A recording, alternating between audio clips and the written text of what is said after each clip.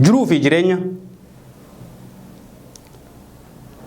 Namni nama kaaniif ta'u hamilee fi jabeenya ati itti dhufnaan yoo qabaate hammeenya jabaattee laaffattus ilmi namaa nama akka ati caaltee argamtu hin fedhu gonkumaa.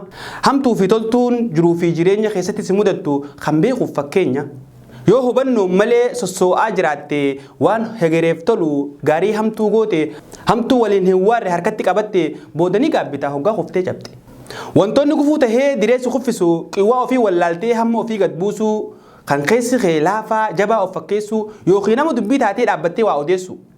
Hubannoo qabaachaa adeemsa keessatti yoo nifi sossoote gama fuulduraatti hifannoota malee hamilee of jabeessaa yoo duratti siite galma numa geessa. Beekumsaa fi muuxannoo qaban isa uumamaa baasanii itti fayyadamuutu namarraa eegama. Barumsi ammayyaa'aa kan ibsu eenyummaa yoo kan uumamaatiin deeggarame hedduu filatamaa. Muuxannoo uumamaa ammayyaan deeggartee jabeenya kee cimina kee dhukataa yoo itti dabalte ati abshaala namaati ablee qara lamaa namni akka keetii barbaadaan argama. Erga kaayyoof baate addan kutiin deemsa miilaa yaabbis barbaadadhu fardaan tahus gaangeef gaala kanneen dhabdus miilaan jala injifannoon sumaa gala.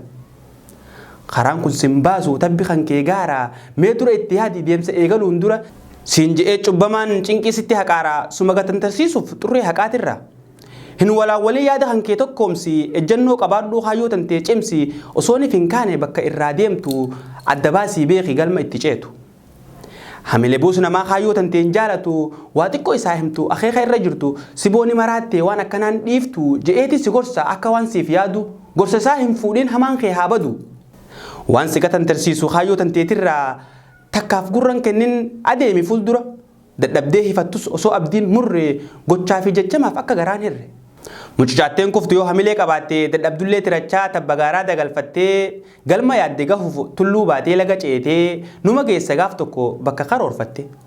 Bal'inatti bahuuf yeroo tarkaanfattu dursitee rakkoodha tan sitti as baatu irratti obsinaan bal'oodha qunnamtaa rakkoo injifattu.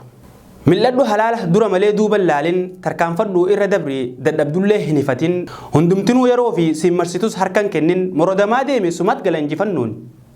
Bakka tana gahuuf aarsaa meeqa keessaa dabarteetti as geesse hadhoottus liqimsaa abdii itti hortee qaamaaf qalbii of jabeessaa seenessee yoon hime haalan nu fageessaa jireenya moo'achuuf obsaan galma geessaa.